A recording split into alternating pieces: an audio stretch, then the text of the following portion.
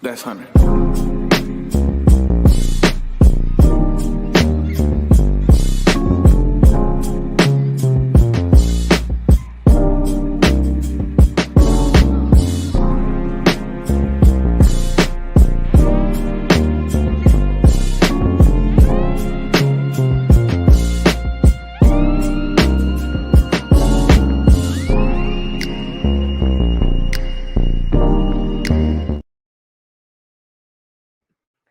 All right, good people. What's going on? Hopefully, everybody's doing well this evening, man. I'm super duper excited for this episode.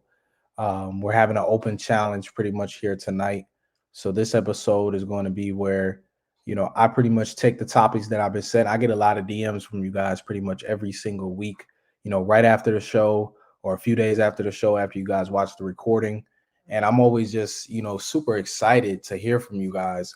I see a lot of you guys' DMs and get a lot of questions, and I'm not always able to answer, kind of the way that I want to through text or through a voice message that I might send back to you. So you're definitely going to want to, add some people into here tonight. Share this, like this video. I definitely want you guys to share this out because, this is your episode. Next week, we're getting right back into it, and I'll announce next week's guest at the end of this show. And I know you guys will be excited for who's to come next. So, shout out to all the people here at the Come Up series, man. Shout out to Mark, Jolene. Wonderful episode last week. We're going to have a good time. Shout out to my boy Vic in the background. I'm going to give some special shout outs here to my lady Kim. Give some special shout outs to, my goddaughter Ivy, as well as Cammy and Dee Dee. Give special shout outs to them. So, yeah, man, we're going to go ahead and get this thing started. And you know what it is, man. So, you guys get your notepads out, and we're going to go ahead and start off with the first question. So this question was actually sent to me last week when I was on the road. You guys know last week I came to you guys live from LA. And one of the questions that I actually got from this queen, she actually sent me a DM. I was like, yo, this is actually pretty good. It's what actually inspired me because it was like, yo, I get a lot of DMs and I'm not always able to answer them, efficiently, a lot of text messages, but here on the show, I want to provide as much value as possible. So she asked me a good question. She said, when did you really realize that it was time for you to start trading options? Right. This queen, she was new. I think she said she was only about 2 to 3 months in. And that was a question that she had. And I said, hey, for me, I didn't trade options for at least about 2 years. Right. So 2 years into my process. And the reason why I say that is because there was a lot of things I didn't understand.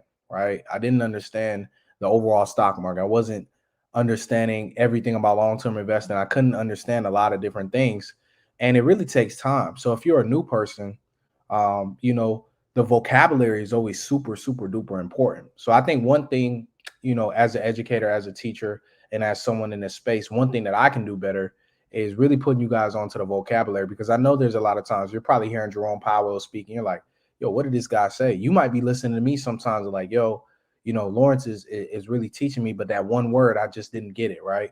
So I would say that, when it comes down to you trading options, and I would say that give yourself some time. Like, options is not the end all be all. I think a lot of people get into trading and investing just kind of like rushing, and they're like, yo, I'm trying to make $1 million today, and I'm trying to do this. And I think that's really the wrong way to go about it. So, I would definitely say it's okay to be patient with yourself. That's what I would say, number one. Number two, I would say that when I took on options trading, I was able to really understand the technicals a little bit at the time. I was really technical versed, but I understand the macro field. So I understand all the things that were at play. I would start off, if I'm a beginner's options trader, my first trades, were $100, right? So I told you guys here right now, like, it's super important, that you just kind of like scale your way up. And I felt like it'd be good for me to actually go ahead and as well present and give you guys some ideas as to, when were kind of some of my first trades that were kind of taken, and, how were they actually taken. So I wanted to actually kind of go to a couple of things here. I think I did this on an episode previously, but we're going to do this again. So let me go ahead and share my screen with you guys and kind of give you guys some ideas, into your beginning process, of options trading. So let me see here. Let's see. We'll do this. 2 seconds here, y'all.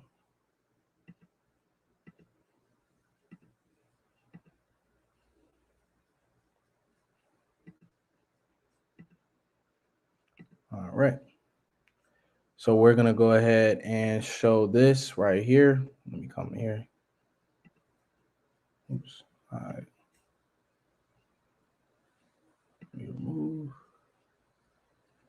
And let me see here. Try to get this added.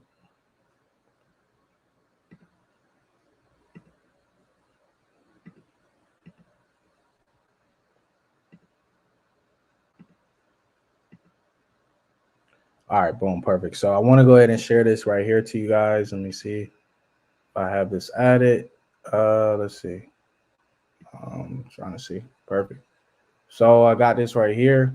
Let's see. So we got, yeah, so this is pretty much my first trade right here. So you guys should be able to see my screen here right now. Let me just make sure. All right, perfect. You guys are able to see. So if you guys take a look, this was pretty much my first trade right here. So hold on 1 second. I think I accidentally did something wrong. Stop sharing.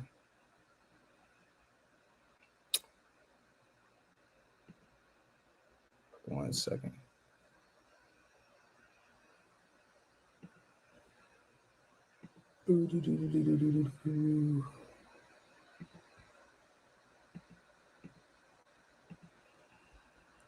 All right, you guys should be able to see my entire screen now, correct? Everyone can see? Just want to make sure.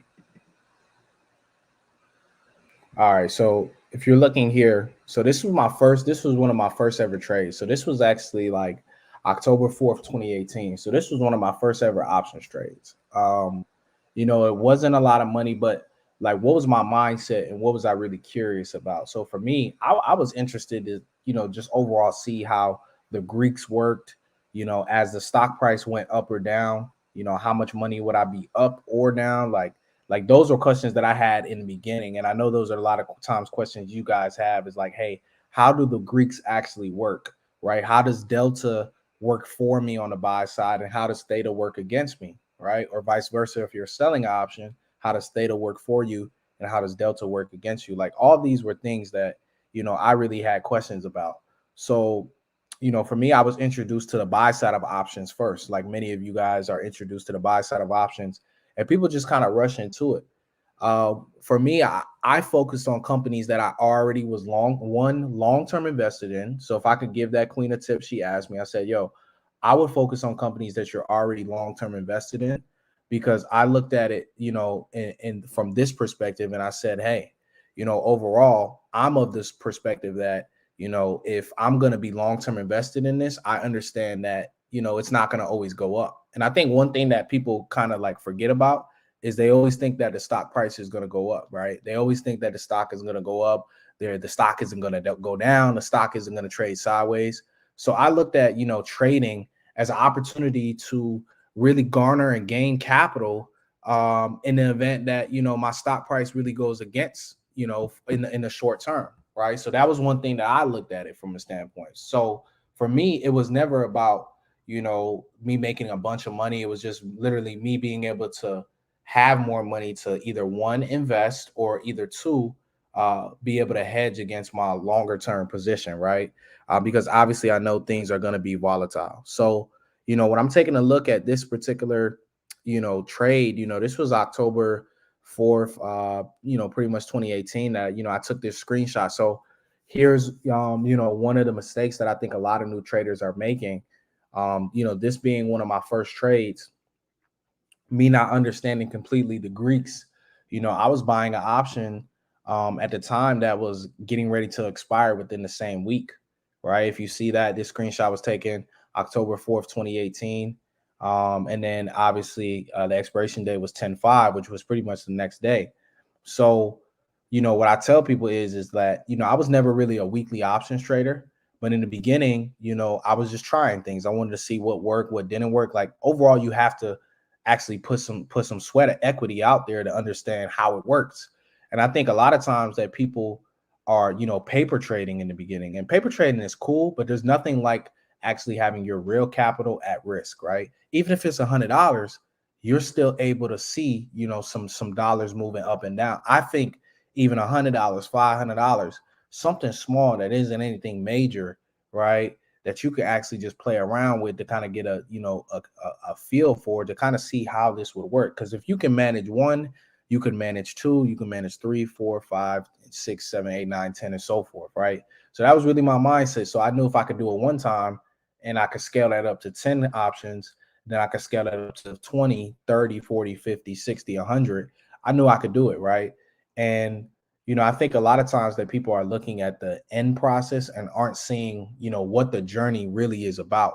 So that would be kind of like my answer to, the first thing that the queen asked. When is it okay to start trading options?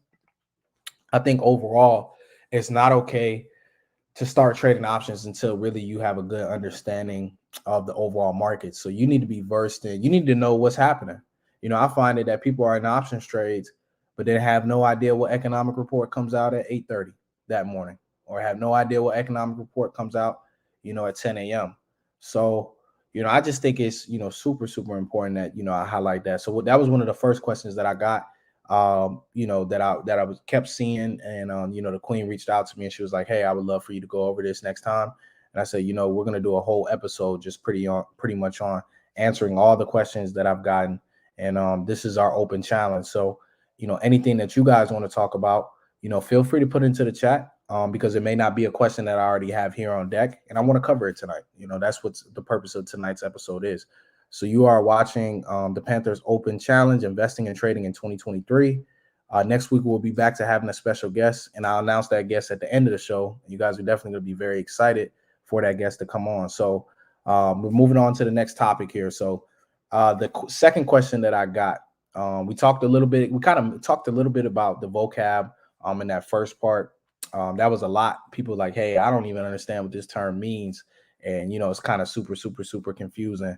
The second question that I pretty much got from people was this. People came to me, and it was quite a few people in the DMs, and even some people last week on the tour, kept asking me, saying, hey, what overall is your process like, kind of in the mornings, the night before, the weekends, like, what things are you doing to kind of get your mind wrapped around, dealing with this market, highly volatile, going into things like how do you really plan things?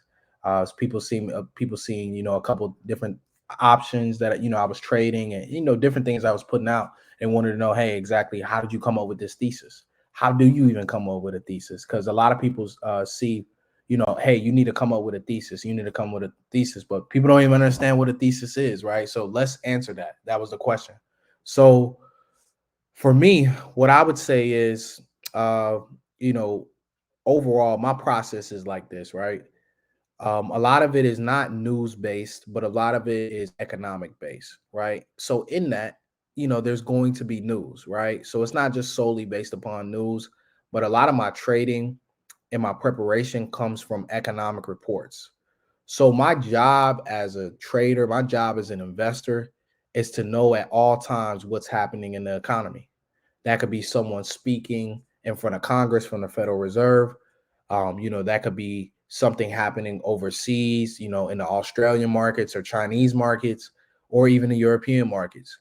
So I kind of really started dialing in to just paying attention to everything, paying attention to the little details, the micro things. And what I find is that in the stock market, there's always inconsistencies. So what do I mean by that? Like, nothing is perfect. So let's highlight that and really break that down. So there's nothing in this world that is perfect, and the stock market isn't perfect. So what I started to strive to understand was, what ways can I really allow myself to put the odds in my favor? Because I really like trading when the odds are in my favor, obviously a lot more when they're not, right? So for me, how am I able to actually tell, hey, when the odds are in my favor versus when the odds are not? And a lot of that goes back to the economic reports. So I like when there's economic reports. I like when there's earnings, right? Even right now, like earnings season, I love it not from the standpoint that I'm looking to play a bunch of earnings reports with options, but just from the standpoint that there's movement and volatility, right? Like even there's sometimes, and I'm gonna drop this, and you guys will probably pay attention, right? You guys have probably seen this. Like, how many of you guys seen a couple weeks back that JP Morgan dropped $6 on their earnings report, but when the market opened up, it ended up closing that day up about $4 to $5, right? And so what I mean by this is that I'm able to kind of, because of time, right? Because of experience, I've seen certain things happen over and over again, kind of like a cycle. So for me, it's like I just tell people that I want to choose trades, I want to choose investments, that really give me an edge, right? So I like to choose trades that give me an edge. And over time, you kind of see the same stuff happen every single quarter, right? You see the same stuff happen.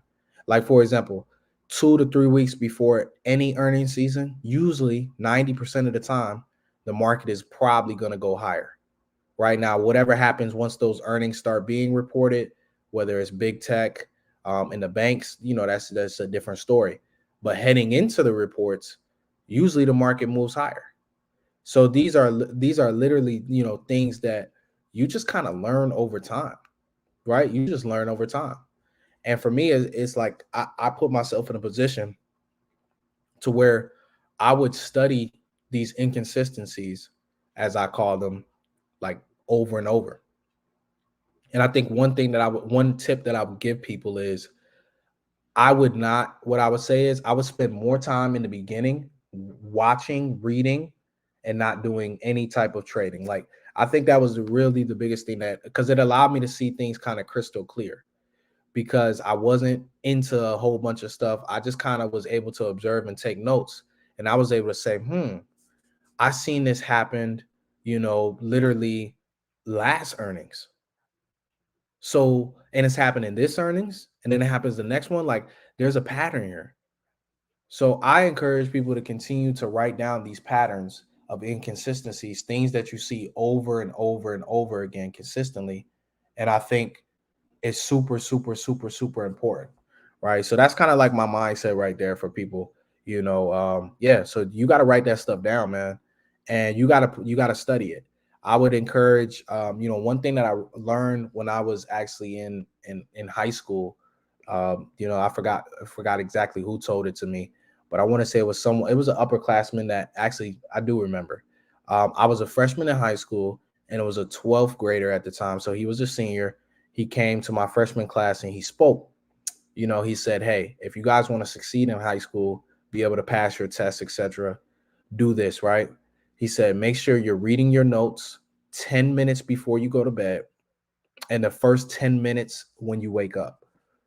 So when I first wake up and when I go to bed, I'm reading something that's really giving me some instruction. A lot of times at night, I'll be reading different things on foreign markets, right? And I'll study these patterns and these trends, right? And I have my different notes, and I'm pretty much taking a look at all these different notes, and I'm allowing myself to be able to see, right? The inconsistency. So I would study this stuff, and I would literally read it before I go to bed and then read it when I first wake up. So now it's just like second nature to me, right? It's super second nature to me, right? So now it's just kind of like a thumb drive that I've downloaded in my head, right? To where now it's just kind of second nature. And that's what it needs to kind of become, right? So I think it's super, super important that, I highlight that the studying. How do you actually study, right? That was a question that I received from a gentleman. He asked me, he said, "Lawrence, what things are you doing when it comes to you studying?" Obviously, everyone knows you can say, "Hey, I read this book, I read that book, blah, blah, blah, blah, blah." But okay, cool. That's kind of like surface level to me, right? And if you guys are following me, drop a yes in the chat. If reading this book and reading that book is like surface level to you, I want you to put yes in the chat. That's surface level to me, right? That's surface level. We're not trying to be surface level. We're trying to be surgical, right? So, and I see someone. Shout out to Angel. What's going on, brother? I think it's super, super surface level, right? So I think personally, what's better than obviously just reading all these books and watching all these YouTube videos and all these recorded stuff, blah blah blah. The biggest advice that I can give to that person, that question that I received, is getting them hours in, getting those real reps in. There's nothing that, and that goes back to kind of one of the first points I made at the beginning of tonight was making sure, that you're even the smallest reps matter, right? Even the smallest reps, even if I showed you guys, even $100, right? Even $100, the smallest reps matter because while you're actually going through those experiences, I think that is what really ties things in and makes it better and easier for you. People ask me, when it comes to their brokerage account, how can they get more efficient in utilizing it? I think the most important thing with the brokerage account is just using it in general, playing around with it. Like, I'm gonna be real with y'all. Like, when I first started investing, I didn't know what in trading, I didn't know what buy to open was. I didn't know what sell to close. I didn't know what none of that stuff was. That was like foreign language to me, right? But now it's second nature. But that wasn't always the case. The point that I'm making is that I had to put in the time and actually the work.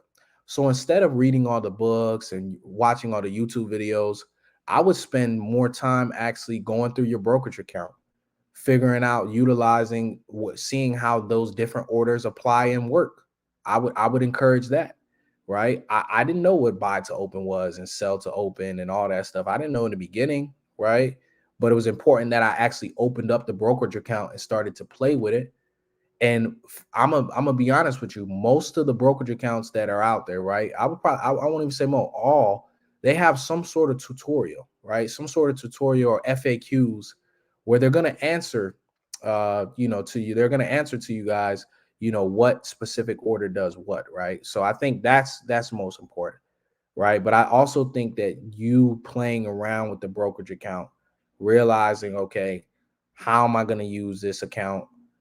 Learning the difference between a cash and a margin account and the benefits and some of the advantages and disadvantages that it has, right? All of that is, super, super, super duper important. So, those are kind of some of the preliminary questions that I got. We're gonna some people were a little bit have kind of been a little bit more aggressive in the question asking, like, hey, yo, I want to know this, I want to know that. So I'm gonna put some stuff out there. So, you guys continue to like this, share this, add some people in here, and start dropping some questions in the chat, because towards probably the latter part of this show, I'm gonna take the questions from here live. But the next question that I got was, and this question was very good. I laughed when I seen it because this is a question that I get a lot. This question I got was, hey Lawrence, the person said, hey Lawrence, good evening. I've noticed that Tesla recently has came down over the past months. It's came down, from $300 all the way to a low of about 102. Currently when a person DM me, I believe is at 117. They said, hey, it's at 117. What are your thoughts on Tesla long term? Right. That was one of the questions that I got. So I'm gonna give my thoughts, right? I think I was pretty clear that I was short Tesla, definitely half two of 2022. I published it. I pretty much put it out there every single week on my Instagram lives, my story, everything, my page, my feed. If you guys follow me on tour, wherever, I was telling you, hey, I'm expecting Tesla to, come down here to 160, 180. And if we get below 160, we could drop even as low to 87, right? We didn't quite get to 87, which is cool, right? We didn't quite get to 87, but we did hit 102. So, for me, I say that when it comes to Tesla, right, let's break down where the business is currently at. Let's put a couple things out here. So Tesla most recently did drop the prices of their vehicles, which I thought was a very smart decision given the economic environment.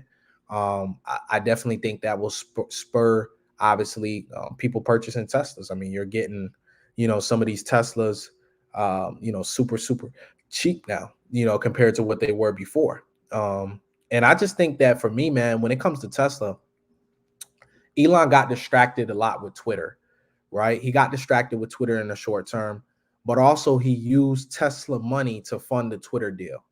And here's the thing that I know as an investor, right? One thing we don't like is for you to take your eyes off the prize as the CEO and the leader. And that's what Elon did. Whether people want to debate, what he did, right? He took his eyes off the prize, man. And I'm going to be honest with you guys. Elon became the wealthiest person in the world by far, right? On paper, we know there's people wealthier than him that ain't on paper, but that's a different conversation. But he was the wealthiest person on paper, right? And what happened with Elon was I personally believe that he was going to take some profits. So I was honestly confused as to why people were so upset. People were upset because they knew that he was going to take the money and utilize it for the Twitter acquisition. Now, I also would say that for Elon, it's the distraction. People have the question marks of, bro, why? And sometimes, and I always tell this to people, Elon is really that person that, yes, he's super creative and we like him, but sometimes you just want Elon to shut his mouth. That's it. Sometimes you just want Elon to be quiet. He talks too much. He does too much. And sometimes when you run your mouth too much, you find yourself in trouble and you'll dig yourself into a hole. And I think that Elon digged himself into a hole in 2022, but I don't believe it was a hole that he couldn't get out of. I also think that the stock was going to come down regardless, to be honest with you, even if he didn't acquire Twitter. I will point to this. Tesla was one of the last stocks in the growth sector to actually come down. So if you take a look at it, Tesla was still trading pretty nicely. And it was actually year-to-date losses. If you look back to August, its year-to-date percentage loss was very similar to Apple and Microsoft at the time. It wasn't until all of this Twitter stuff really started to take form. That's what really destroyed Tesla stock towards the last 3-4 months of the year. So for me, when it comes to Tesla, guys, when you're looking at this company, at 102, you're essentially getting Tesla at a P ratio of like 29, which is really crazy if you think about it, because this stock notoriously has always been traded, with a high P multiple. So for those that are newer, and this is gonna answer another question that I got in. Someone asked me and said, "Hey, Lawrence, can you break down PE?" And I'll do that with Tesla here right now, no problem. Right. So what is price to earnings, right? So PE, every company has a price, but not every company has a positive EPS. So that's important to understand, right? And so when a company has a positive EPS, I tell people this, right? That gives room for it to have actually a PE ratio. So you take the price and you divide it by the earnings.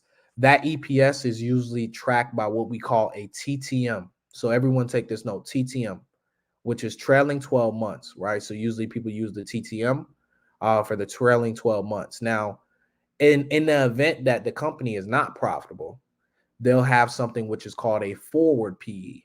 So where they expect the company to earn in the future, right? How much where they expect the company to be earning, right? In the future, right? Maybe 2024, 2025, 2026. And they'll take the price, right? And then they'll divide it by its future earnings. And that's what gives you your forward PE, right? So in my opinion, I look at it and I say, from an investor standpoint, you want to see Tesla or any tech company, right? Any company usually having a PE ratio in between 50 to 30. That's the average that investors really like PE ratios to be. Doesn't mean that it can't be above 30. It can. 40 is cool, 50 is cool, but once you start getting above 50 and 60, that's where you start where that overvalued type name starts to get thrown on. And once you get over 100, you're off to the races. And 200, 300. And this is important for you guys to understand. I want everyone to write these notes for this, write it right down right now. Like, because I think it's super important, because in 2021 and 2020, you had a lot of companies that either did not even have an earnings, but had a high price. So even when they would end up having an earnings, I believe that, when you take a look at them having an earnings, they would still be super overvalued, right? The forward PE was high. So even though they didn't have earnings right now, their forward PE was super high. But then also you had a lot of companies that did have earnings, but their price was so high that the P ratio was, out of this world, 100, 200. Right. And those were majority of your growth stocks. I'm gonna be real with you. This is why companies like Wayfair, Shopify, you take a look at Roku, Square, right? The new JP Morgan, right? We heard that a few times, right? We've seen Square got pummeled, right? And the reason that, and I'm gonna go, and this is gonna take me to my next question after that I received after this. A lot of those growth stocks, I'm gonna be honest with you, a lot of those growth stocks were really, really, really hurt bad, right? In 2022, they got pummeled down 60, 70, 80, 90, some even 90%. And the reason behind that is because their price to earnings was just through the roof. It just didn't make sense. So for you as a investor, I want you to take a look at it like this: the PE ratio, right? Let's use this method, right? So you know that this item cost you $300, right? Right. This item costs you $300. That's the price that you know it's worth, right? You're willing to maybe pay $350 for it, but you're not willing to pay $500 for it. We're gonna do this. You see it at $500, you're not buying it. You're willing to pay $350. You know it's worth $300, but you're willing to pay $350. But at $500, you're just not buying it. And then at $250 or $225, you know that price is like a steal. So you're like, yo, I'm snatching this thing right off the shelf, right? So the thing is, at $300, you're like, okay, cool. That's the price I know it's worth. At $350, you're like, okay, I'll bite the $50. But at $500, you're not biting anything. But at $225, $250, you're like, yo, let me get this before, it goes up to $300, $350. I want to get it now. So that's how investors look at companies. They want to buy companies at wholesale prices, not retail. So they want to buy companies at a discount, right? They want to buy companies at a discount, right? And I see a comment that just came in. This is important, right? Even with what we saw here from Amazon, their PE is still equals 85, right? So thank you for that, Queen. Right here, this is super important. So when people ask me, well, Lawrence, well, why did my stocks go down? Why did this happen? Like, can you really break it down for me? Easy. PE ratios were extremely high. And there was a lot of companies that, like I said, that were in the growth space, that were not exempt from this, right? So what's ways, right, that you can actually bring your PE ratio number down? So let's use Amazon. Since Amazon was brought up, it has a PE ratio of 85. What Amazon can do, actually, because we're calculating the PE ratio from the earnings from the TTM, which is the trailing 12 months. So that how many quarters are in a year? You have 4 quarters. So that means 4 earnings report. So pretty much the last 4 earnings reports decide the TTM, the trailing 12 months, right? For that earnings.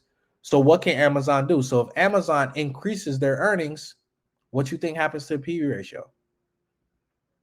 PE ratio goes down. If the PE ratio goes down, people believe, well, okay, this company is earning more and the PE ratio is coming down. What happens is that people are more looking at, okay, let me go ahead and buy this company, right? Because they're saying, hey, it's coming down to a fair value. They want to buy companies at fair value, right? Wholesale prices, not retail. But let me take you back into 2022 as to what happened. So let's use Snapchat. You guys know I hate Snapchat, right? Snapchat's a garbage company, in my opinion, my take on it, right? It went from $10 to $80. So let's talk about what happened with Snapchat, right? And when you take a look at Snapchat, it's pretty simple, right? So Snapchat was making a certain amount of money, right? Let's break this down. Snapchat was making a certain amount of money in 2021. Their earnings was at this level, right? They were earning $10 EPS TTM. But then actually what we saw from Snapchat was we saw them decrease, right? So this is just a hypothetical, right? So they had a $10 EPS, but then they actually came down here and they dropped down, and that EPS dropped to only $5, right? TTM for that year. What does that mean? Well, that now means that that Snapchat's, earnings have declined 50%. So what happens to the price to earnings ratio? It's going to go up, right? Because that number, right, that the stock price is at, if it's still the same, right? If it's still the same, right? If that number from the stock price is still the same, and you go ahead and you divide it by 5, well, now the PE ratio is going to be looking a lot different. So a company should always strive to increase their earnings year over year, not just because it makes investors happy, but it also keeps the PE ratio at a healthy point. Now, the reason why a lot of times these tech companies specifically have higher P ratios and are always kind of considered like overvalued is because these tech companies spend a lot of money on research and development. And so this is where the Federal Reserve ties into it, right? Because the person asked me, said, Lawrence, you talk about the Federal Reserve a lot and how it ties into this stuff, but I just don't get it. So let's break it down. Well, if the Federal Reserve raised interest rates, right, and the cost of borrowing capital increased, but then also the cost of business increased, but then you're not meeting the same earnings that you were a year ago. So now you're dealing with another issue. Your debt is increasing, your earnings are decreasing, and your PE ratio is increasing. So you have some issues now as a company because now investors are taking a look and saying, well, you have less cash on hand, you have more debt, your earnings aren't increasing. I'm not trying to be invested in a company that's moving backwards. I like to be invested in companies that move forward. So that's the mindset of an investor. So investor is always looking for yield and they're looking for something called ROE. Everyone write this down, return on equity. So when we talk about here, investing in companies that are profitable, there's a reason why I say this, right? You want to invest in companies that are profitable because as your job as an investor, your I wouldn't even say your job. The reason you're investing is because you want a return on the equity that you actually invest in the company. Because I want people to understand when you invest your hard-earned dollars into the company, right? You take the money from your savings and your checking account and you put it into the brokerage account and you buy XYZ ticker. You're essentially saying, hey, and we'll use Elon Musk, we'll use Tesla. When you buy Tesla stock, you're essentially saying, hey, I believe that you are better and your management team, I believe that you're better able to manage and grow my money. And I want to invest in your company because I believe that I will get a greater yield by investing in your company than holding on to the cash myself and doing whatever with it. That's what you're saying, right? So you want to treat this like I want people to understand these companies work for you. When you buy shares of these companies work for you. I want people to understand and get that. It's not the other way around. These companies work for you. They have an obligation, right, to be able to build their business enough to be able to return equity to shareholders. People ask, well, why does everyone love Apple so much? Go check out Apple's return on equity, and you'll see that it's over 100%, right? So Apple has historically been generating cash, not just for themselves as a company, but for investors. People love the amount of cash that Apple has, the amount of return on equity they generate, right? Versus you take a look at a company like DraftKings, which I think is, a great idea, sports betting, different things, right? But I think DraftKings is hot garbage, just like Snapchat, right? From a financial standpoint, where they're at, and from a leadership standpoint, I think that these are two companies that are hot garbage. But that's my take on it, right? And the stock price reflects my take as well over the past year. And I said this both on both of these companies, right? I said, hey, at Snapchat at 80, 70, $80, this company doesn't make sense at this valuation. DraftKings at 55, $60. There was people telling people to buy leap options on DraftKings, and I thought they were crazy. Both of these companies are companies that have negative return on equity. So they're not returning money to their shareholders. So that's another important thing to think about whenever you think about investing in individual companies. Ask yourself and go take a look, right? Go take a look and say, hey, what is the return on equity? Super, super, super, super duper important. So, I wanted to share those thoughts. Definitely go ahead and drop some questions in here. I want to make sure I get some of you guys questions that are here on live. That was majority of the questions that I pretty much had received over the past, I probably say 4 weeks that kind of stood out to me. If you send me a question and I didn't answer it, no issue. Probably be answered in a later show. Kind of my thought process here as we get some questions that roll into the chat. Give you guys some updates. So tomorrow we have Microsoft earnings, right? And I actually think I do have something actually pulled up here.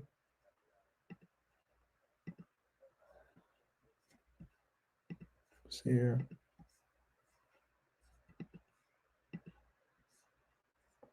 Someone said Usain Bolt claims 12 million vanished from his investment accounts. What are your thoughts on how this could have been prevented? So I was unaware, what happened with Usain Bolt. So I necessarily really can't speak on that, right now. So I was necessarily unaware of what happened with Usain Bolt. I'm not sure exactly how that happened, whether it was different hackers that came in. I'm not sure exactly what happened, but I always tell people to keep your two-factor authentication on. I think that's super important. I'm not sure to the ideal of what happened, but yeah, that's kind of my thought process on that. Super super unfortunate. That happened. Um, things happen, man. Things happen. That's why I always say, protect yourself, keep your security tight, do what you can do. So yeah, so I was actually looking at this a little bit earlier on my iPad. Microsoft and OpenAI extend its partnership. So I wanted to make an address here, right? And the reason why I brought this into the fold for me talking about Microsoft earnings is, it's very unfortunate anytime people get sent home from work, fired, laid off. Like, that's never an exciting thing, and that's never anything that should be celebrated. Let me make that very very clear. um I think it's super super duper important that people are compassionate for that. So let me highlight this by saying that first. I think it's super unfortunate, with where we're at with OpenAI and Microsoft, partnership, where you kind of seen 10 billion dropped in last week, but then all of a sudden people get sent home the next week. I think that's super unfortunate. But here we are, right? Microsoft and OpenAI multi-billion-dollar partnership, and this is something that I've been speaking on before. And we're gonna have an episode next week. We're gonna be bringing in somebody, and I'll announce his name at the end of the show. Some people already know him. This guy is super intellectual, and he's been in a lot of this world for a long period of time. So I wanted to bring him on. Good friend of mine. But Microsoft and OpenAI extended partnership, for me, it's like, it just makes sense, right? The way you see the world moving, automation is everything. Everything is becoming automation at a super fast pace. Everything is online, everything is digital. A lot of that has to do with, obviously COVID, right? COVID was the spark for that, for people having to pivot online, work from home, like everything digital online, really just, I mean, it was already there, but it went ten times faster, right? So when it comes to AI, OpenAI, and Microsoft, I think this will definitely be something that's talked about. Obviously tomorrow at this earnings call, probably around about 5:30 p.m. EST, 6 p.m. EST. The earnings call will be on tap and live. So I'll be listening in. I encourage you guys to listen in as well. When we take a look at Microsoft, let's actually step here to the technicals and the charts. Um, Let's take a look. MSFT. Let's take a look at Microsoft here. So I'll give you guys kind of my thoughts. I gave you guys my thoughts on Netflix last week. Shout out, I was getting a lot of DMs today. My Netflix cracked right above that 341, and it ran 20 points. So shout out to those people that executed on that. Seen a lot of people making some money off those calls today. So shout out to you guys on that. Let's see here. You actually got Microsoft right here, right now, kind of cracking a little bit above this 242. There's room, in my opinion. I don't think it goes any higher than 265. Off its earnings report, and I also don't think it goes any lower than 220. So similar to what we saw here with Netflix, it's pretty much $20 each way. Historically, I want to give you guys some context to what Microsoft has done, and this is why I'm taking notes. It's super super important in studying these notes, right? The last few earnings reports from Microsoft, both ways they've kind of killed options. So I want to talk about that. They've kind of theta burned all both ways, right? So the puts and calls ended up both being losers. The only calls that were kind of winners last time was kind of like in the money options. The out of the money options were still kind of flat. But if you take a look at the past couple of earnings reports for Microsoft, it's been super, super choppy after hours where, Microsoft will either drop down initially off the numbers and then end up being up $10, $15 after hours, right? So to drop like 10 to 15 and then it'll make its way up, being up 10 to 15, after hours after the press conference. So Azure cloud growth, Azure, some people may pronounce it differently. Azure, I call it Azure cloud growth. Seen a little bit of slowing last quarter in Q3 of 2022. But it was still it was seen a little, still saw growth year over year, but did see some slowdown growth compared to Q2 of that year, 2022. So I'm excited to see where Microsoft is at. I think they'll definitely address, obviously, the cat that was in the bag, the layoffs and the amount of people that was sent home. And I don't think that's it, man. I'm gonna be real with you. I don't think the amount of people that they sent home stops where it is. I think there will be more people sent home. And, it just seems as if every single day I'm getting DMs and messages about people being sent home and laid off. I'm getting the notifications from Walter Bloomberg. I seen Wayfair last week. I seen Spotify, I believe it was today. Like all this stuff, I'm just taking notes. And our good friends Jess and Tiara, I was talking in our group chat today, and I said, yo, again, more layoffs, right? Like it just doesn't stop. And we already had about 60,000 tech layoffs already this year, and it's only been 20 days. Whereas we only had 150,000 in total last year, right? That's what that were reported. So I'm looking at that and I'm just saying, yo, we already hit basically 60,000 in 20 days, right? So, you do the math on that. We're definitely already set to outpace that. So I think, for me, man, it's super imperative that job secure that, a lot of people's jobs are, on the line right now. And I think it's important to be grateful for what you have, right? For me to mention that. So yeah, that's kind of my thoughts with Microsoft here, y'all. It looks like it might try to trend upward. If it gets above 2, like I said, tomorrow we will have to see. Obviously, the pre-earnings type thing. The futures are kind of flat right now. Just check them out. So we'll see kind of where things are at, with Microsoft, but definitely wanted to mention that. Now I want to get to the nitty-gritty, man. I know a lot of people have asked me questions. They've threw this question at me. What's your take on the Ark ETF? I get asked that question a lot, actually. And, my kind of take on the Ark ETF, the innovation ETF, is, man, I mean, from a risk to reward standpoint, it's looking very delicious here. And let's actually break down the Ark ETF and my thoughts on it. So for one, it came back into a demand zone. And I told you guys this at the end of 2022, that it was coming here, right here to 30. And 30 would obviously be a tough level to break because of price action from previous times, right? This point was also the bottom in 2020.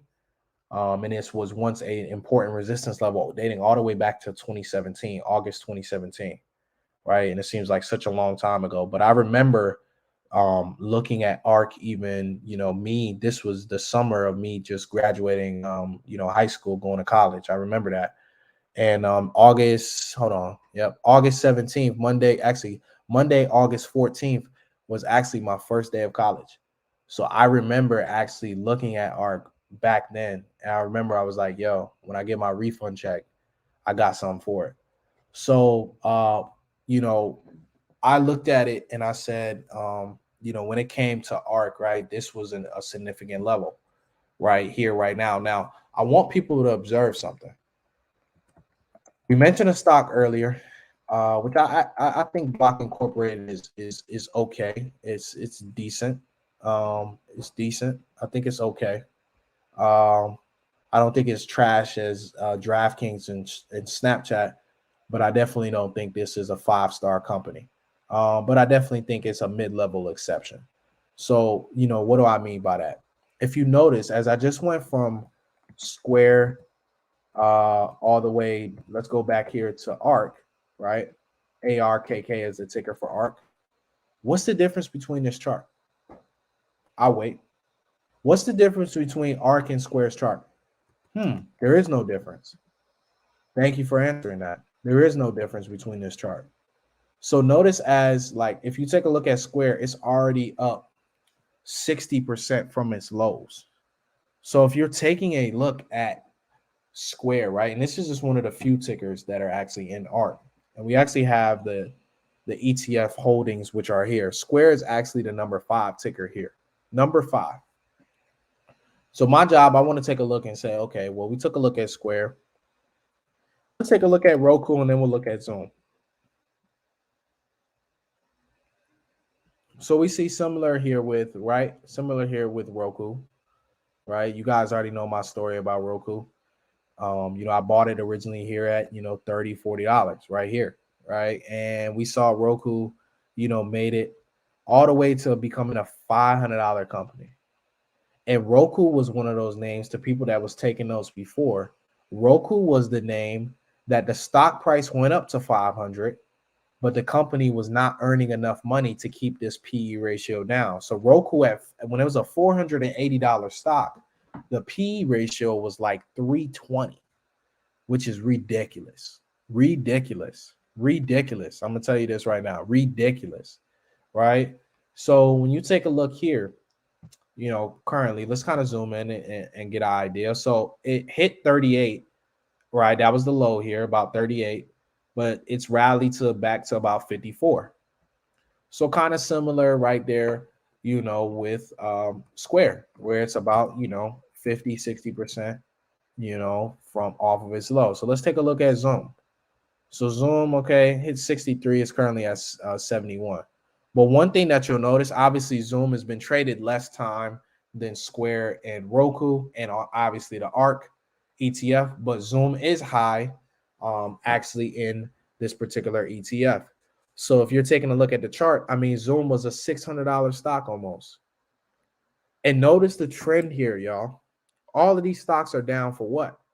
Their PE ratios were through the roof. These companies' stock prices went from 0 to hero. I know we had an episode with TC and we talked about going 0 to hero. That's what these stocks did, man. You go from I want people to think about this for a second. This stock went from $50 to $600 during the pandemic, and then its earnings and its net income fell. Right? So what would you think would happen? What do you think would happen, right, to these companies, right? These companies are gonna pull back, and they're gonna pull back so hard and significantly, man. So the ARK ETF for me is like this, right? Let's break it down, right? These are the holdings of the ARK ETF, right? We see this here. So this is the holdings. You got Exact Sciences Corporation, Zoom, you got Roku, Tesla, Square, UPath, Shopify, Teladoc, Coinbase Global, CRISPR Therapeutics, Twilo Incorporated, Beam Therapeutics, Unity Software, and Therapeutics, and then DraftKings. Now, let me just make something very clear. Probably the only company I would own, there's probably only 2 companies that I'd be comfortable to own at this, 3 companies that I'd be comfortable to own individually. And the only 3 companies that I'd be comfortable to own, my personal opinion, right, would be Square, Tesla, and Shopify. And a minimal amount of Square and a minimal amount of Shopify. And I'm willing to own Tesla outright at this current price. The rest of these companies, and you see, I got my cursor on DraftKings. I already told you DraftKings, in my opinion, is straight hot garbage, and I stand on that. I wouldn't touch DraftKings with a 10-foot pole if it was the last stock on earth. So let me just make that very clear. I wouldn't own this thing if it was the last stock on earth. Now, there are some other things that I'm interested in, but I don't want to own long-term individually, right? And I actually left one out. I would own Coinbase as well individually, which I do. Full disclosure, I own Coinbase long-term individually.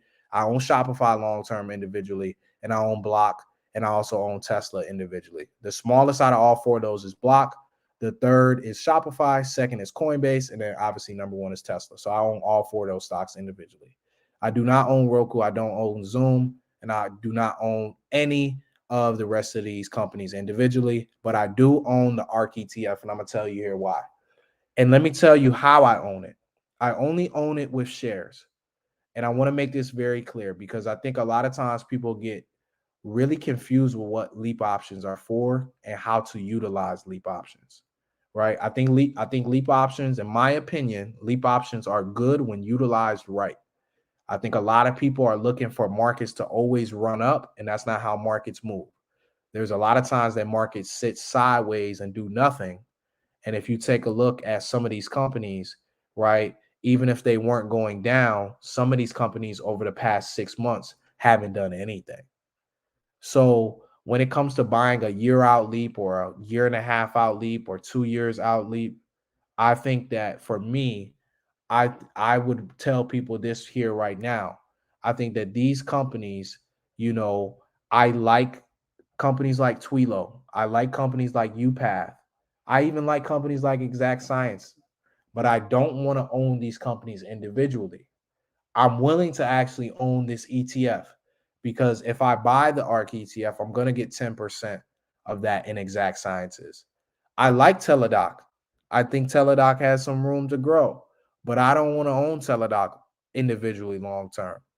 And the reason why I'm highlighting the names that I like, but I'm like, hey, I don't want to own it long term. Like I like Roku. I just don't want to own it long term again. Right? Beam Therapeutics and Unity Software. I like them. Unity Software I actually like. And Unity Software is, I think, is going to end up being a major player in a future metaverse. Maybe not the metaverse right now, but the future metaverse. I think Unity Software will really be a company that'll be big in that space. I'm just not comfortable to own it outright. Could that change? Maybe down the line, but right now I'm not comfortable to own it. I would say that the ARK ETF is a great way to passively get into all of these stocks without you saying, well, let me take my talents to Unity, Beam, Twilo, CRISPR. Because here's the thing. Let's say you invest in CRISPR, Twilo, Beam, and Unity. And let's say CRISPR, Twilo, and Beam all go to zero, which could happen, right? And let's say Unity is the only one that stays afloat. But let's say the rest of these companies, Shopify, UPath, Block, Tesla, Roku, Zoom, Exact Sciences, let's say all of those companies go up. You see, the problem is that being a stock picker is super hard. And I think that people discount that. I'm of the belief that it's a lot easier for people just to be index fund investors, right? Find sectors that you like and own the index funds in that sector. Because being an individual stock picker, it's extremely, extremely difficult. And I'm not the person to tell people, yo, you need to be this stock picker, you need to do this. Like, that's never been me. Never been me. So I got my start by being an individual, investor in just index funds, right? Me just investing in index funds and then branching out to investing in individual companies. So I encourage you guys to, look at things, like the ARK ETF, right? If you're someone that's interested in tech and disruptive tech, because all of this stuff is disruptive. I'm gonna tell you this right now. Some of this stuff is gonna work, not all of it is going to work. So the point that I'm trying to make is you don't want to be exposed to all of this stuff individually and then certain things go left. I would rather just go the ETF route and I would only buy shares. Let me preface this. I do not buy options on ETFs, right? ETFs move entirely too slow. I would probably, I won't say probably, I would never buy a leap option on an ETF like this. It's extremely risky. It comes with a lot of risk. Could it pay off if it works out well? Yeah. But if it doesn't, you'll be seeing negative 90 and negative 99%, on those options. And I know you guys don't want to see that. So I encourage you guys to listen up. I would only buy shares. And the reason for and this is going to lead me to my next question is, and I got this question from you guys as well too. Why a lot of times are you not in favor of leap options? And I'll explain that here now. Let's use Microsoft. And it's nothing really against leap options. I think leap options can be utilized in the right fashion. Don't get it twisted. I would just rather own the equity long term. Because let's just break this down, right? Because I know the thing is that this side of the chart can be very What I would say is this part of the chart right here from 2013 to 2020 can be very kind of misleading, right? The market went on a crazy run. Quantitative easing was at a high. So we saw liquidity, and we're going to be going OT tonight, man. We're in the overtime, right? So, and shout out to all the people that's tapped in here. Shout out to my lady Kim. Shout out to baby Ivy. Shout out to Cammy. Shout out to the whole Come Up series, man. Shout out to Ivan Lee. Shout out to Santino. Shout out to Jamil. Shout out to Larissa. Shout out to Dr. Butler. Just giving some shout outs. And I see we got our boy Mark Monroe in the house. Shout out to Mark. But when you take a look at this, I want to break this down, right? This is very misleading. From 2013 all the way here to 2021, Microsoft went from $30 to 350, hitting a high. I get it. I know what can happen here. But the thing is, so many people are focused on this, but they forget that there was some times where the stock was doing nothing. From 2000 to 2013, Microsoft did jack nothing. So here's my reason why I don't like leaps, right? Okay, you were optimistic that the stock was going to be going up, 200, 300%. So you're buying leaps and thinking it's going to work for you. Okay, it went up here to 35. So you might, depending on if you sold, you may have made money or not. But guess what? You at 35, you said, oh man, this thing is going to keep going. And it didn't. It kept going. It came right back down, right? That was 01. So you said, all right, I'm going to test this leap stuff out again. You bought another leap for 2002. You said, hey, the stock is going to do this and going to go up. Well, actually, the stock came down. So you didn't make any money. Your leap, once again, expired worthless. Then you said, hey, I'm going to buy the 2003 and 2004 leap calls. Well, 2003 and 2004 came and your stock did nothing. So you lost your money again. So you said, okay, I'm going to do this thing again. You said, hey, 2005, I'm going to buy more leap calls. And guess what? 2005, the stock actually came down again. So you lost your money again.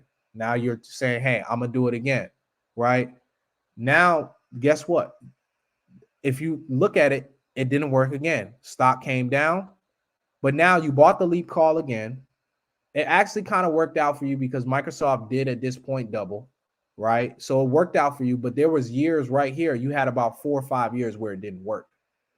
So I look at it this way. Imagine you owning the equity for this 4 or 5 years. So you're just $20 in 2001, 2002. You're buying a few shares every week. Just keep buying shares, keep buying shares, keep buying shares, keep buying shares, keep buying shares, keep buying shares. So you've accumulated, we'll just say 2,000 shares of Microsoft, right?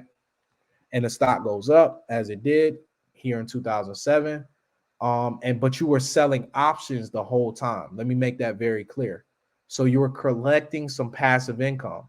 I'm personally an option seller. I like to own the equity outright to be able to sell options against my position. I would rather do that than buy a leap option. So what am I saying to you? Owning the equity is more important than owning the option, because at the end of the day, the option contract is going to expire, right? And it could expire worthless if the stock does nothing. But if the stock is $25 in 2002 and it's $25 in 2011, it's $25. Bottom line, it's $25, right? So maybe inflation comes in, blah, blah, blah. We can factor all that stuff in. Regardless, it's $25. So the point that I'm trying to make to you guys is here. Some people is looking at, okay, well, from 2013, you saw Microsoft do this. This was a crazy run. And some people think that majority of people who bought here made all the money. No. The people who made the money were people that were buying in 02, 03, 04, 05, 06, 07, 08, 09, 010, 011, 012. Those are the people that were making all this money. And I want people to also, while they're looking at this chart, to think about something real quick, right? A lot of people are looking at things, in my opinion, the wrong way. A lot of people will say, well, man, the markets had a bad year last year. And my kind of take on it is this. I think the markets didn't have a bad year last year, right? You might be looking at the NASDAQ and saying, well, Lawrence, what do you mean? The market was down 30%. That was a bad year. I think it depends on who you're asking that question. Was it a bad year? Is going to determine the answer. Because if you're asking someone who bought Microsoft at $30 and they sold it at 300, if last year was a bad year, they're going to tell you it wasn't a bad year. They're going to say, hey, well, shoot, I was in this thing for the past 15 years and shoot, this is my return. What does it take to be a long-term investor? Some people is out here playing. I'm going to be real. Being a long-term investor, it's not the sexiest thing. It's not the cutest thing. Being a long-term investor takes time. I tell people that all the time. Being a long-term investor, you have to have some patience. Patience really pays. And so for me, a long-term investor, is someone, that is going to be patient, is going to be disciplined, and is going to allow their money to work for them. And it's not going to always be cute. Stocks don't only go up, right? Stocks do not only go up. And there's something that's still glaring to me, that I really want to pull out here for you guys, because there's something that's just on this chart right now. And I'm looking at this thing and I'm saying, yo, if people think like I get it, I'm not saying that the markets can't recover. I'm the person that's bullish long term. Don't get it twisted. But I'll be remiss if I didn't point out just the little things that I can see just clear as day here, right onto this chart, right? So let me pull this thing up real quick. Let's see. Got my little book here. Thank you. I see something clear as day, and some people already know where I'm going with this, but it's super important that we highlight this. We got, and while this loads up, we got 375 plus people tapped in here, man. Shout out to you guys showing up and showing out here tonight. We're in the overtime, man. Overtime. You see, because an hour just isn't enough for this episode. I'm gonna be real with you. It's a lot of game that needs to be given, and a lot of things that we need to talk about. So this is our charting and technical analysis book by Fred McAllen.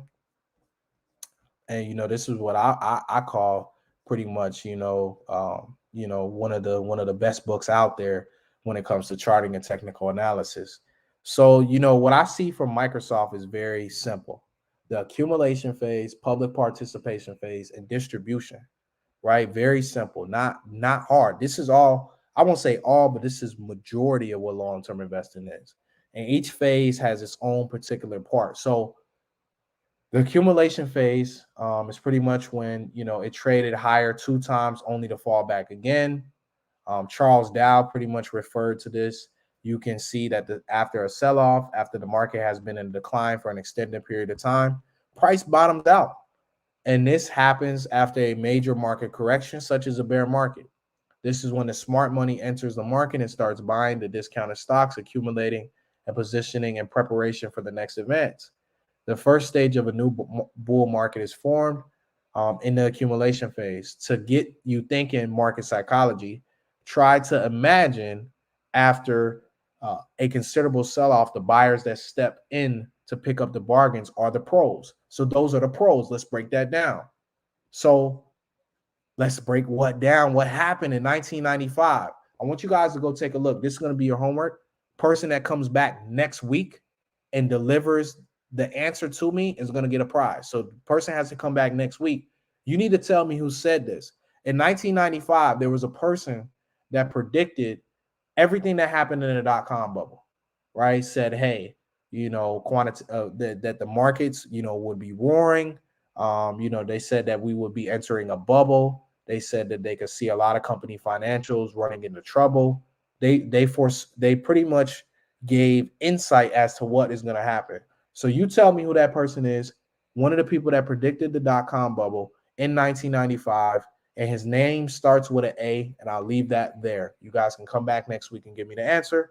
So what you saw here was from 1995 to 1999, you saw exactly what happened here, right? You saw that the markets went crazy, right? Tech went crazy, right? Microsoft, think about it, went from $5 to $60, right? So I mean, that's a crazy run over 5 years. But then we saw later thereafter, we saw a few years of downtrend. But then we saw some consolidation. So that takes it right there to the book, y'all. Right there to the book. The first stage of a new bull market is referred to as the accumulation phase, right? So we entered that accumulation phase for Microsoft all the way back here in early 2000. Pretty much, I was just a baby here, just a baby, right? And we saw for basically 13 years, this thing was in an accumulation phase. And then for another 8 years, this thing was in a public participation phase, right? So that's where the public starts to literally participate, right? So the public starts to participate. That's what we saw here, right? So the public participation phase. During this phase, let's really describe what this means. Earnings growth and economic data improve. And the public begins to tiptoe back into the market as the economy and the related news improve more and more. Investors move back in, and this sends stock prices higher. As you can see that in that previous chart, the market experiences a long-term advance while the primary trend moves higher with secondary trends, which are just small pullbacks. Therefore, an advancing bull market should last at least around 3 years before another bear market begins, right? So it gives you bear markets historically last 1.7 years, meaning that the market declines during that time. So it then takes another 1.5 years for the market to get back to break-even results.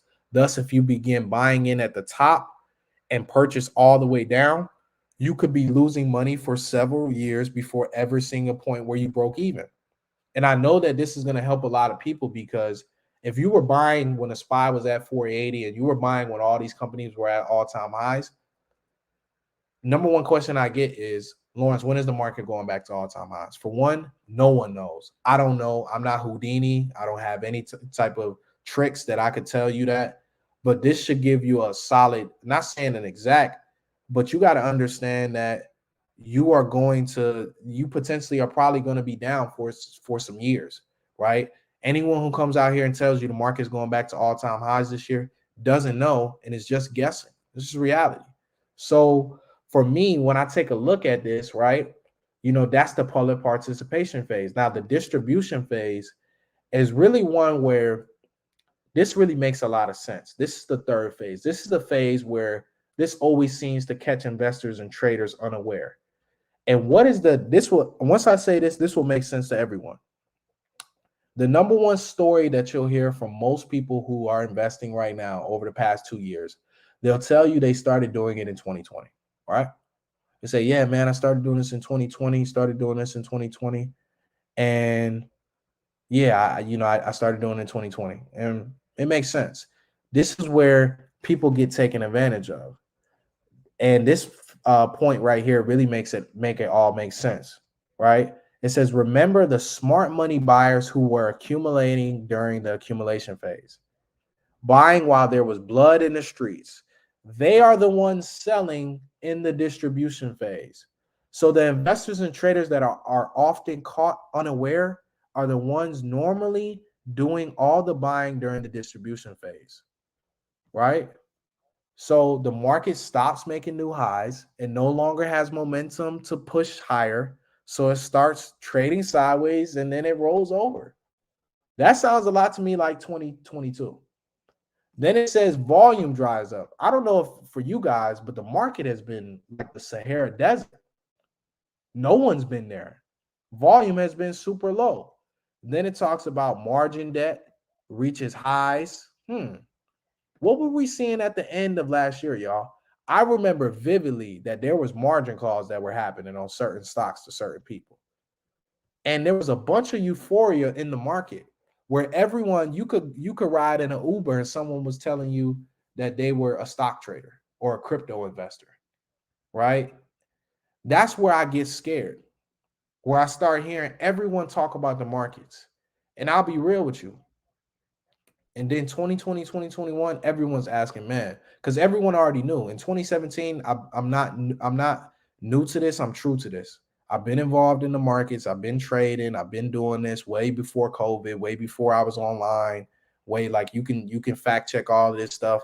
I was teaching classes out of my dorm room at university. I was teaching at my university. Like it's just there, man. So for me, it was like, yo, seeing a bunch of people come into this thing blindly, and it was easy for the institutions to take advantage. They put nice shiny SPACs in front of people's faces, nice shiny new IPOs. When was the last time you guys heard about an IPO? Not to say that there haven't still been some, there has, but when was the last time that you've seen it seen an IPO actually been talked about. Whereas in 2020 and 2021 and 20, even early on in 2022, it was like a new IPO was coming to the market. Everyone was like, yo, I can't wait for DoorDash. Man, I can't wait for this. Man, I can't wait for Airbnb. I can't wait for that. I can't wait for Coinbase. Coinbase was supposed to come in at $250 a share. It opened at 430 and it's never actually traded above its first day price. I want people to understand this stuff. That's manipulation. How does a stock never trade above its first day price? I want people to really think, like sit back and digest that for a second. Coinbase has never traded above its first day price. Coinbase opened at 430 and has never been back to 430. So I just tell people like this, man. When I take a look at where Microsoft is right now and where a lot of this market is, you take a look at this thing, the distribution phase. Microsoft spent a lot of time here in the accumulation, and it spent a lot of time here in the public participation. And it's spent about a year and a half now almost within this distribution phase. Now, I'm not here to say that this thing is going to fall to $100 or $80. What I'm just trying to get people to understand is that you have to be patient with your long-term investments, because if you're just buying on the way down, you might be buying something that may drop to 140, 160. It could. Like, I don't want to necessarily be the person to bear of bad news and someone that's just like super negative and stuff like that. You guys know I'm not that person, but I just a lot of times have to be honest with people and have them really sit back and think about things like, these type investments, man. It really, what I would say, in my opinion, it really is going to be about time, right? Because a lot of things are being taken out of the hands in the point, right? If someone bought it at $30 and they're selling it at 300, they're walking away with a gain. But someone buying it at 300 may not know exactly where they're buying. So not only where you buy, but it's also when you buy, how much you buy, and how often you're doing it. So, we hit OT tonight, man.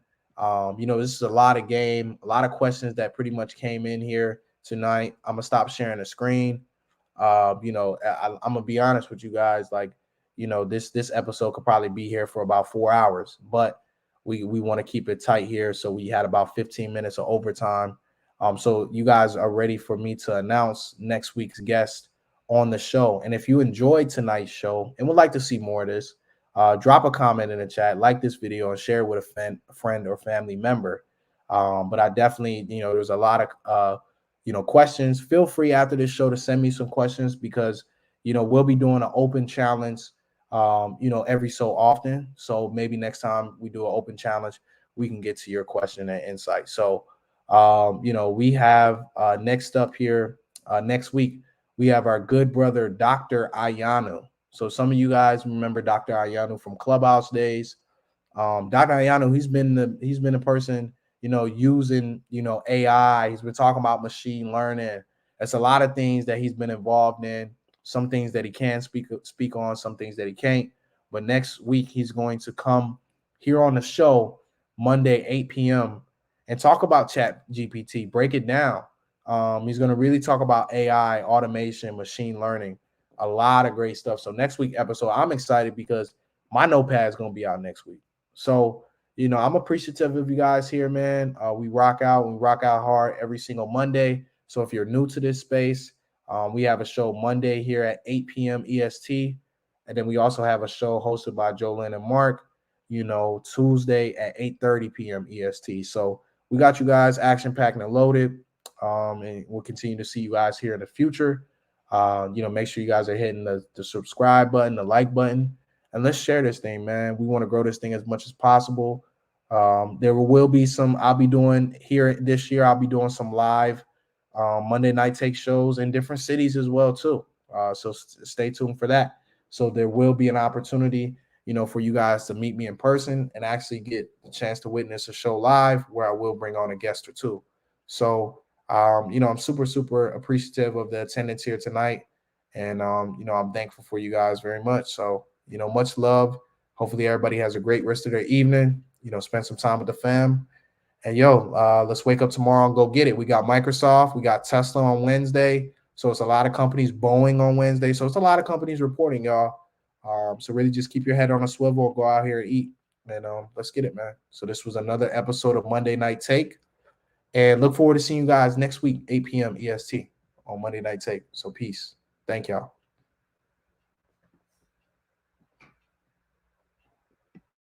That's 100.